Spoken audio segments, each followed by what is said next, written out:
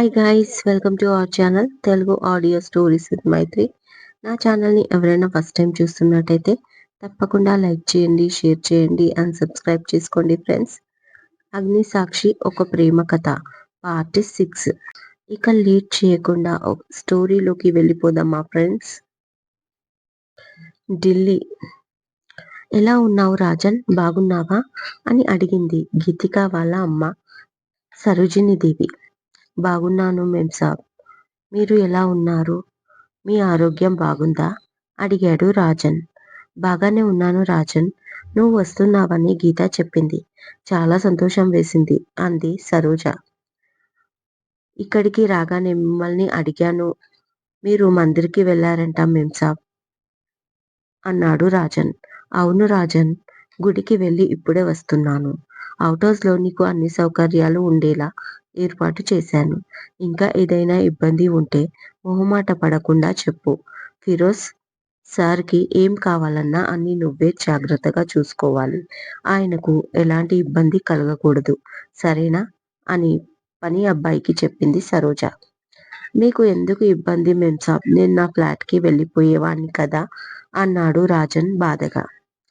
నువ్వు మా కోసం చాలా చేశావు, ఆ రుణం ఎప్పటికీ తీర్చుకోలేవు. ఈ మాత్రం చేస్తున్నందుకు మాకెంతో సంతోషంగా ఉంది. కానీ నేను వెళ్ళిపోతాను అని నువ్వు మాత్రం అనకు.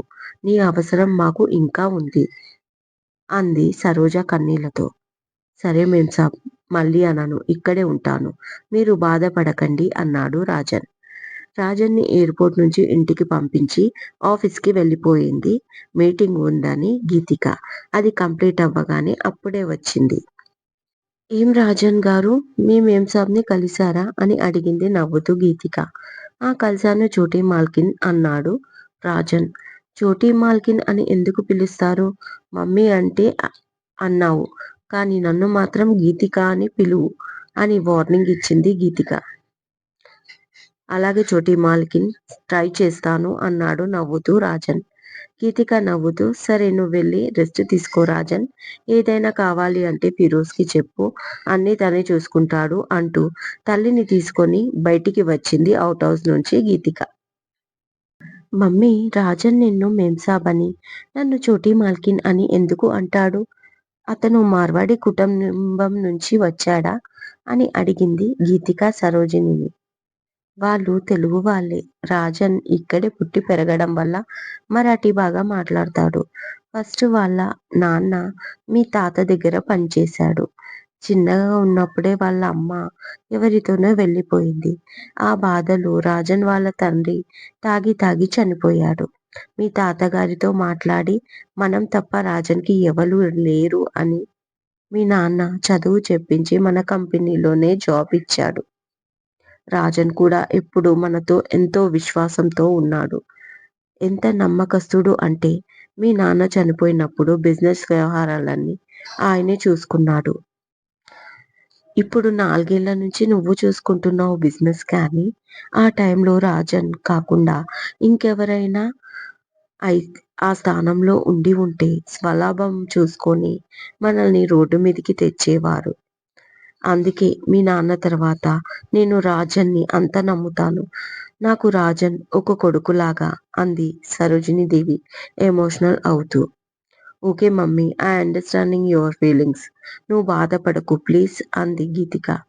అన్నట్టు మమ్మీ, నీకొక న్యూస్ చెప్పడం మర్చిపోయా. రేపు ఫారెన్ డెలిగేట్స్తో ఒక ప్రాజెక్ట్ మీటింగ్ ఉంది. చాలా పెద్ద పెద్ద కంపెనీలు వాళ్ళు ఆ ప్రాజెక్ట్కి ట్రై చేస్తున్నారు. నేను మన కంపెనీ టీంతో కలిసి 1 మంత్ నుంచి దీని గురించి వర్క్ చేస్తున్నా. మా వర్క్ వాళ్ళకి నచ్చి అది గనక మనకు వస్తే మన కంపెనీ నెక్స్ట్ 2 ఇయర్స్లో నంబర్ 1 పొజిషన్కి చేరుకుంటుంది. కానీ కాంపిటీషన్ మాత్రం చాలా టఫ్గా ఉంది. ఒక్కోసారి టెన్షన్ వచ్చేస్తుంది. అది గనుక రాకపోతే నా పొజిషన్ ఏంటి అనిపిస్తుంది. నేను కూడా డాడీలాగా సక్సెస్ అవుతానా అన్న డౌట్ కూడా వస్తుంది అప్పుడప్పుడు. చాలా ప్రెషర్ పెరిగిపోతుంది మమ్మీ అంటుంది ఫీల్ అవుతూ గీతిక. చూడు గీతిక, నేనొక మాట చెప్తాను. ఎంతసేపు నంబర్ 1 పొజిషన్ కోసం పాకులాడడం కాదు సక్సెస్ అంటే. ఎంత బాగా కంపెనీని నడుపుతున్నావు అనే దాని మీదే సక్సెస్ డిపెండ్ అయ్యి ఉంటుంది. నువ్వు ప్రయత్నించు. అప్పుడు విజయం అనేది నీకు చేరువలో ఉంటుంది. కానీ ఒక్కోసారి ఎంతో కష్టపడ్డా విజయాన్ని అందుకోలేవు. అప్పుడు కూడా నువ్వు కృంగిపోవద్దు. ఇప్పుడున్న పొజిషన్ మనకు తక్కువేమి కాదు. ఒక ఆడపిల్లవైనా ఇంత మంచి పేరు తెచ్చావు మన కంపెనీకి. అదే నీకు నిజమైన సక్సెస్ అంది సరోజినీదేవి. థాంక్యూ. నువ్వు చెప్పిన మాటలు వాస్తవమే మమ్మీ. నేను ఇకపైన నంబర్ 1 పొజిషన్ గురించి ఆలోచించను. కానీ ఈ ప్రాజెక్ట్ మాత్రం చాలా కష్టపడి పని చేస్తాను. Thank you mummy. Thank you for the support అంటుంది గీతిక. గీతికకు చాలా టెన్షన్‌గా ఉంది. ఏదేమైనా ఈ ప్రాజెక్ట్ తన కంపెనీకి రావాలని ప్రిపరేషన్ చేస్తుంది. తన స్పీచ్ పర్ఫెక్ట్‌గా ఉండాలని 1కి 10 సార్లు ఇంట్లో మిర్రర్ ముందు నించొని ప్రాక్టీస్ చేసింది. గంట ముందు నుంచే మీటింగ్ జరుగుతున్న హోటల్‌కి వెళ్ళి, వస్తూనే థర్డ్ ఫ్లోర్‌లో వెయిటింగ్ రూమ్‌లోకి వెళ్ళింది.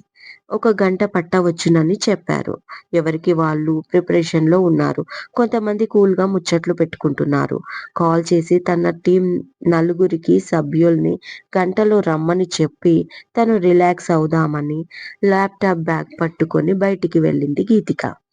బయట గార్డెన్ ఏరియాకి వెళ్ళి కాఫీ తాగుదామని స్పీడ్‌గా నడుచుకుంటూ వెళ్తుంటే అప్పుడే ఒకతను సడెన్‌గా డాష్ ఇచ్చాడు. ల్యాప్‌టాప్ బ్యాగ్ ఒకవైపు పడిపోయింది. తను ఒకవైపు పడిపోయింది. Sorry miss. వెరీ సారీ అంటూ తన ల్యాప్‌టాప్ బ్యాగ్‌ని చేతిలోకి పట్టుకొని తనకి చెయ్యి అందించాడు. అతని చెయ్యి పట్టుకొని నెమ్మదిగా లేచి, ఏంటి మిస్టర్, మీకు కళ్ళు కనపడట్లేదా? ఎదురుగా ఎవరు వస్తున్నారో కూడా చూసుకోరా? అని అడిగింది కోపంగా, తన డ్రెస్ వైపు చూసుకుంటూ. ఎదురుగా ఉన్న వ్యక్తిని చూడకుండానే గీతిక. సారీ చెప్పాను కదా మిస్. అయినా ఇంత అందమైన అమ్మాయి ఎదురుగా వస్తుంటే ఎవరికి మాత్రం కళ్ళు కనిపిస్తాయి? అని అడిగాడు ఆ వ్యక్తి నవ్వుతూ. అప్పుడు తలెత్తి చూసింది అతన్ని.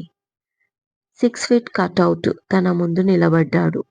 Blue colour ice, silky hairs, white colour shirt, blue colour పాయింట్‌లో లోపల సిక్స్ ప్యాక్ కూడా ఉండే ఉంటుంది. సినిమా హీరోలా ఉన్నాడు. ఏమున్నాడే బాబు అని అనుకోకుండా ఉండలేకపోయింది గీతిక. అంతలోనే తేరుకొని, ఏయ్ మిస్టర్, ఏం మాట్లాడుతున్నావ్? అంది కోపంగా గీతిక. నిజమండి బాబు, మీరు చాలా బ్యూటిఫుల్‌గా ఉన్నారు. అందుకే అంటున్నాను అన్నాడు మళ్ళీ నవ్వుతూ ఆ వ్యక్తి. ప్లీజ్ షట్ అప్ అని కోపంగా అంటూ అతని చేతిలోని బ్యాగ్ అందుకొని బయటికి వచ్చేసింది. ఒక టేబుల్ దగ్గర కూర్చుంది ల్యాప్‌టాప్ ఓపెన్ చేసుకొని. ఓ 5 మినిట్స్ తర్వాత, ఏంటండి చాలా సీరియస్‌గా ప్రిపరేషన్ చేస్తున్నారు? ఏదైనా ఇంటర్వ్యూ ఉందా? అని అడిగాడు చొరవగా వచ్చి తన ఎదురుగా ఉన్న చైర్‌లో కూర్చుంటూ ఆ వ్యక్తి. కాఫీ కప్పు పట్టుకొని తలెత్తి సీరియస్‌గా చూసి కామ్‌గా ఊరుకుంది గీతిక, మాట్లాడడం ఇష్టం లేక. ఏంటండి మీ ఢిల్లీ వాళ్ళు? ఎదుటి వాళ్ళు పలకరిస్తే కూడా తిరిగి పలకరించరా మమ్మల్ని? అని ఇరిటేట్ చేస్తూ అన్నాడు ఆ వ్యక్తి. ఇంతకి మీది ఏ ఊరు? ముక్కు మొఖం తెలియకుండా అందరితో మాట్లాడుతున్నారు అంది ఘాటుగా గీతిక. చూశారా, అప్పుడే నా గురించి తెలుసుకోవాలన్న ఇంట్రెస్ట్ మొదలైంది. కొంపదీసి నేను మీరు అందంగా ఉన్నారు అన్నందుకు పడిపోయారా ఏంటి నాకు అని కావాలని టీజ్ చేస్తూ అడిగాడు ఆ వ్యక్తి. ఈ గీతికని పడేయడం అంత ఈజీ కాదు. కానీ ప్లీజ్ నన్ను డిస్టర్బ్ చేయకండి. నాకు చాలా వర్కుంది రిక్వెస్ట్ చేసింది గీతిక. ఎందుకో కోపం చూపించలేకపోయింది అతని పైన. ఓహ్! గీతిక, నైస్ నేమ్. ఇంతకీ ఏ కంపెనీలో జాబ్ కోసం ఈ ఇంటర్వ్యూకి ప్రిపేర్ అవుతున్నారు? అని అడిగాడు. నేను జాబ్ కోసం ఇంటర్వ్యూకి వెళ్ళేలా కనిపిస్తున్నానా మీకు? అని అడిగింది గీతిక. అవును మరి. మీ టెన్షన్ చూస్తుంటే ఎగ్జామ్స్‌కి ప్రిపేర్ అయ్యే స్టూడెంట్స్‌లా ఉంది. ఇంతకీ ఎందుకు ఆ టెన్షన్? అని అడిగాడు. తను ఒక ప్రాజెక్ట్ మీటింగ్ కోసం వచ్చానని, తన కంపెనీకి ఈ ప్రాజెక్ట్ ఎంత ఇంపార్టెంటో చెప్పింది. దానికి ఆ వ్యక్తి నవ్వుతూ, మీరేం టెన్షన్ పడకండి. గ్యారంటీగా ఈ ప్రాజెక్ట్ మీ చేతికి అని అతని మాట కంప్లీట్ కాకముందే థ్యాంక్ యూ సో మచ్ అంది గీతిక. మీకు ప్రాజెక్ట్ రాదు అని అంటుంటే థ్యాంక్స్ చెప్తారా? ఏంటి అని అడిగాడు అతను. వాట్ ఏం మాట్లాడుతున్నారు? చిరాకుగా అంది గీతిక. నిజమండి బాబు. మీకు ప్రాజెక్ట్ రాదు. ఒకవేళ మీకు అంతగా రావాలంటే 50% వస్తుందిలేండి అంటూ నవ్వుకుంటూ వెళ్ళిపోయాడా వ్యక్తి లేచి. గీతికకు కోపంతో అసలు ఇలాంటి వేస్ట్ ఫెలోతో మాట్లాడడం నా తప్పు. అప్పటిదాకా బాగా మాట్లాడి నాకు ప్రాజెక్ట్ రాదంటాడా? అయినా 50% రావడం ఏంటి? యూస్‌లెస్ ఫెలో అని తిట్టుకుంటూ తన టీం నుంచి కాల్ రాగానే కాన్ఫరెన్స్ రూమ్‌లోకి వెళ్ళిపోయింది. రూమ్‌లోకి అడుగుపెట్టగానే టేబుల్స్ ఫుల్ అయ్యాయి. తన టీం ఒక కార్నర్‌లో కూర్చుంది టేబుల్ దగ్గర. ఒక్కొక్క కంపెనీ నుంచి ప్రాజెక్ట్ డిజైనింగ్ ఎక్స్‌ప్లెయిన్ చేస్తున్నారు. తన వంతు వచ్చేసరికి టెన్షన్‌తో గీతిక ఒక్కసారిగా గట్టిగా ఊపిరి తీసుకొని వదిలి ఇక నెమ్మదిగా వెళ్ళింది స్టేజి పైకి. తన డిజైన్ కాన్ఫిడెంట్‌గా ఎక్స్‌ప్లెయిన్ చేసింది. అయిపోగానే డిజైన్ బాగుందని అందరూ క్లాప్స్ కొట్టారు. థాంక్స్ చెప్పి తన సీట్‌లోకి వెళ్లి కూర్చుంది గీతిక. ఇక last and final design explain చేయడానికి వర్మ గ్రూప్ ఆఫ్ కంపెనీస్ నుంచి వస్తున్నారు. వెల్కమ్ టు చైతన్య వర్మ అని అనౌన్స్ చేశారు. Varma group of companies number 1 పొజిషన్‌లో ఉంది. ఆ company CEO the great Chaitanya ఇప్పటి వరకు తను చూడలేదు. తన టేబుల్ కార్నర్‌లో ఉండడంతో అదీ కాక తను అటువైపు తిరిగి కూర్చుంది. చైర్ కొంచెం పక్కకు జరిపి తను వచ్చే వైపు చూసింది కుతూహలంగా గీతిక. అంతే షాక్ అయిపోయింది. బ్లూ కలర్ సూట్‌లో కోట్‌కి బటన్ పెట్టుకుంటూ స్టైల్‌గా నడిచి వస్తున్నాడు చైతన్య వర్మ. నోరు తెరిచి అలాగే చూస్తూ ఉండిపోయింది గీతిక. ఇతనా చైతన్య వర్మ? ఇందాక నేను కలిసింది చైతన్య వర్మతోనా? ఓ గాడ్! ఏంటిదంతా? అంత పెద్ద కంపెనీ సీఈఓ అయ్యుండి ఎంత నార్మల్‌గా మాట్లాడాడు నాతో. వెరీ టిపికల్ గాయ్ అని పెదవులపైకి నవ్వు వచ్చి చేరింది గీతికకి.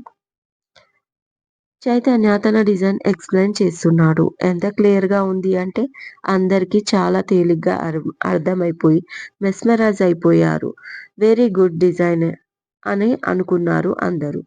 ప్రాజెక్ట్ వస్తుందో లేదో అన్న టెన్షన్‌లో చాలామంది చాలా ఎక్కువ టైం తీసుకుంటారు. తను మాత్రం జస్ట్ 10 మినిట్స్‌లో మొత్తం కంప్లీట్ చేశాడు. ఫారెన్ డెలిగేట్స్‌కి ఈ డిజైన్‌తో పాటు తన ఎక్స్‌ప్లనేషన్ కూడా చాలా బాగా నచ్చింది. చాలా హ్యాపీగా వర్మ గ్రూప్ ఆఫ్ కంపెనీస్‌కి ప్రాజెక్ట్ అప్పజెప్పారు. చైతన్య వర్మ ఫారెన్స్‌కి థాంక్స్ చెప్పి వాళ్ళకు ఒక రిక్వెస్ట్ పెట్టాడు. అది ఈ ప్రాజెక్ట్ తను వేరే కంపెనీతో షేర్ చేసుకోవాలని ఉంది అని. ఎందుకు అని ఫారెన్ డెలిగేట్స్ అడిగారు. కొత్త కంపెనీ వాళ్ళకి కూడా ఎంకరేజ్‌మెంట్ చేసినట్టు ఉంటుంది. నా డైరెక్షన్‌లోనే డిజైన్ వర్క్ జరుగుతుంది. డిఫరెంట్ ఆఫ్ ఎక్స్‌పీరియన్స్ కోసం కూడా అని వాళ్ళకి రిక్వెస్ట్ చేశాడు. దాంతో వాళ్ళు హ్యాపీగా ఒప్పుకున్నారు. కాకపోతే చైతన్య ఎలా చెప్పాడో ప్రాజెక్ట్ కంప్లీట్ మాత్రం అలాగే చెయ్యాలని అన్నారు.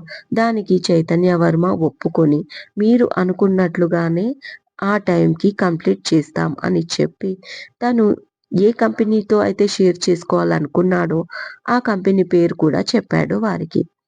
ఇక అంతలోనే అనౌన్స్‌మెంట్ వినిపించింది. Sharma group of companies CEO Geetika Sharma please come in the stage అంటూ అనౌన్స్ చేశారు. గీతికకు మరొక షాక్ తగిలింది. వెంటనే మేనేజర్ వెళ్ళండి మేడం అనుకోవడంతో ఆ షాక్ నుంచి తేరుకొని నెమ్మదిగా స్టేజీపైకి వెళ్ళింది. అన్ని ఫార్మాలిటీస్ కంప్లీట్ అయ్యాయి. ఒకరికొకరు పరిచయం అయిపోయారు. కారు దిగి గీతిక గేటు దగ్గరికి వెళ్ళి చైతన్య సార్‌తో కలవాలి అని చెప్పింది వాచ్‌మెన్‌కి. అతను కాల్ చేసి వెళ్ళండి మేడం అంటూ గేట్ ఓపెన్ చేశాడు వాచ్‌మెన్. ఒక పెద్ద గేటు. చుట్టూ పెద్ద పెద్ద చెట్లు. మధ్యలో డబుల్ ఎక్స్ హౌస్.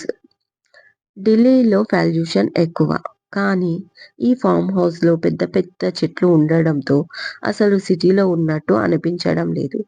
ఎక్కడో ఊర్లో ఉన్నట్టు అనిపించింది గీతికకు. చైతన్య ఢిల్లీ ఎప్పుడు వచ్చినా తన సొంత ఫామ్ హౌస్‌లోనే ఉంటాడు. హోటల్‌లో తన రూమ్ కోసం ఎంక్వైరీ చేస్తే వాళ్ళు చెప్పారు. అడ్రెస్ కనుక్కొని వచ్చింది. ఎంట్రన్స్‌లో ఒక పెద్ద హాల్. తను వెళ్ళగానే నమస్తే మేం సాబ్ అంటూ ఒక ఆవిడ వచ్చి ఎదురుగా కూర్చోబెట్టింది గీతికని. వాటర్ ఇచ్చి సార్ ఇప్పుడు వస్తారు కూర్చోండి అంది హిందీలో మర్యాదగా. కాసేపటికి మెట్లు దిగుతూ కనిపించాడు చైతన్య. బ్లూ కలర్ షర్ట్‌లో చైతన్య మెరిసిపోతున్నాడు. ఎందుకో ఇప్పటి వరకు ఏ అబ్బాయిని తనకు ఇంత అందంగా కనిపించలేదు. ఏదో మ్యాజిక్ ఉంది ఈ అబ్బాయిలో అనుకుంది గీతిక.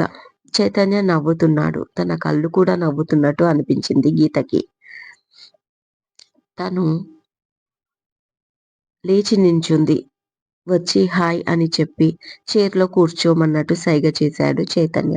WhatsApp ma'am? సడన్‌గా ఈ ఎంట్రీ ఏంటి? అని అడిగాడు అల్లరిగా. అది సార్ మీకు థాంక్స్ చెప్దామని అండ్ సారీ చెప్దామని. తనని అలా చూసేసరికి మాట తడబడింది. తన హార్ట్ బీట్ తనకే వినిపిస్తుంది. ఎందుకిలా అర్థం కాలేదు గీతికకు. వై గీతిక? సారీ ఎందుకు? థాంక్స్ ఎందుకు? అని అడిగాడు చైతన్య. ప్రాజెక్టులో మాకు షేర్ ఇచ్చినందుకు చాలా థాంక్స్. అలాగే అంటూ ఆగిపోయింది గీతిక. ఆ! అలాగే చెప్పండి నెక్స్ట్ ఏం చెప్తారో? అన్నాడు చైతు. నిజానికి తను సారీ ఎందుకు చెప్పాలి అనుకుంటుందో క్లారిటీ లేదు. అప్పుడు అనిపిస్తుంది గీతికకు. మళ్ళీ తనే అన్నాడు. సారీ ఎందుకు చెప్తున్నారు? కొంపదీసి మార్నింగ్ నేను మీతో మాట్లాడి వెళ్ళిపోయాక నన్ను బాగా తిట్టుకున్నారా ఏంటి? అని ఆరా తీశాడు చైతు. గీతికకు ఏం చెప్పాలో అర్థం కాక యూస్‌లెస్ ఫెలో, వేస్ట్ ఫెల్లో అని తిట్టుకోవడం గుర్తుకొచ్చి గట్టిగా నవ్వేసింది. ఆ నవ్వు చూసి చైతు సో మీరు నన్ను బాగా తిట్టుకున్నారన్నమాట. నేను మీ పేరు బాగుందని అన్నాను. మీరు అందంగా ఉన్నారని కూడా కాంప్లిమెంట్ ఇచ్చాను. అయినా మీరు నన్ను తిట్టుకున్నారు. ఓకే. అయినా మంచితనానికి రోజులు లేవులెండి అంటూ ఏదో వేదాంతం చెప్తున్నట్టుగా అన్నాడు చైతన్య. వస్తున్న నవ్వును ఆపుకొని టాపిక్ డైవర్ట్ చేద్దామని ఈవినింగ్ పార్టీ ఉంది. ఆ ప్రాజెక్ట్ 50% వచ్చినందుకు అని 50% నొక్కుతూ చెప్తుంది. సేమ్ హోటల్‌లో మీరు తప్పకుండా రావాలి సార్. అది చెప్దామని వచ్చాను అంది గీతిక. ఇక తనతో మాట్లాడి గెలవలేనని అర్థమైపోయింది ఆమెకి. ఓకే మిస్ గీతిక తప్పకుండా వస్తాను. బట్ వన్ కండిషన్ అన్నాడు చాలా సీరియస్‌గా ఫేస్ పెట్టి. ఏంటి సార్? అని అడిగింది డౌట్‌ఫుల్‌గా ఫేస్ పెట్టి గీతిక. మీరు నన్ను సార్ అని అనకూడదు. చైతన్య అని పిలవాలి. అదే కండిషన్ అన్నాడు నవ్వుతూ. ఓకే చైతన్య తప్పకుండా అంది గీతిక. ఇంకో విషయం ఏంటంటే నేను లేట్ నైట్ పార్టీస్ నాకు నచ్చవు. అదీ కాక నేను బయటి ఫుడ్ అస్సలు తినను. నాకు ఆంధ్ర ఫుడ్ డిన్నర్‌లో కావాలి. పార్టీకి వస్తాను కానీ కొద్దిసేపటి ఉండి వెళ్ళిపోతాను. ఫోర్స్ చెయ్యొద్దు అన్నాడు చైతు. ఓకే చైతన్య ఏం ఫోర్స్ చెయ్యను. మీకు ఆంధ్ర ఫుడ్ కావాలి కదా! మా మదర్ వంట బాగా చేస్తారు. Specially Andhra food. మీకు అబ్జెక్షన్ లేకపోతే టుడే నైట్ డిన్నర్ మా ఇంట్లో చేయండి ప్లీజ్ అంది గీతిక. నో గీతిక మీకు ట్రబుల్ ఇవ్వలేను. ఐ కెన్ మేనేజ్ అన్నాడు చైతన్య. ఇందులో ట్రబుల్ ఏం లేదు చైతన్య. మీరు ప్రాజెక్ట్ షేర్ చేసుకున్నందుకు చిన్న ట్రీట్ అనుకోండి. ప్లీజ్ కాదనకండి. నేను హ్యాపీ ఫీల్ అవుతాను అంది గీతిక. కాసేపు ఆలోచించి ఓకే ఐ విల్ కమ్ అన్నాడు చైతు. హ్యాపీ అయిపోతూ ఓకే చైతన్య 8:30 పార్టీ స్టార్ట్ అవుతుంది. అక్కడి నుంచి మా హౌస్‌కి స్టార్ట్ అవుదాం. ఓకేనా? అంటూ పార్టీ జరిగే అడ్రస్ మరొకసారి చెప్పింది Geethika. Okay Geethika. Thank you అన్నాడు చైతన్య. బాయ్ చెప్పి వెళ్ళిపోయింది గీతిక. ఇదండి ఇవాళటి ఎపిసోడ్. ఈ ఎపిసోడ్ మీకు నచ్చినట్టు అయితే తప్పకుండా లైక్ చేయండి, షేర్ చేయండి అండ్ సబ్స్క్రైబ్ చేసుకోండి. ఇంకో విషయం ఏంటంటే ఈ సీరియల్ నేను ఫస్ట్ టైమ్ రాశాను. కాబట్టి అక్కడక్కడ కొంచెం మిస్టేక్స్ ఉన్నాయి. వాటి కోసం నేను స్టోరీని లేట్‌గా కాస్త మీకు అర్థమయ్యేలాగా చదివి వినిపిస్తున్నాను. దానికి ఒకరిద్దరు అన్నారనమాట, "చాలా స్లోగా చదువుతున్నారక్క" అని. కానీ నేను కావాలని చదవడం లేదలా. మీకు అర్థం కావడానికి అప్పటికప్పుడు నేను కొన్ని పదాలు అక్కడికక్కడ మార్చేసి మీకు అర్థమయ్యే విధంగా చదువుతున్నాననమాట.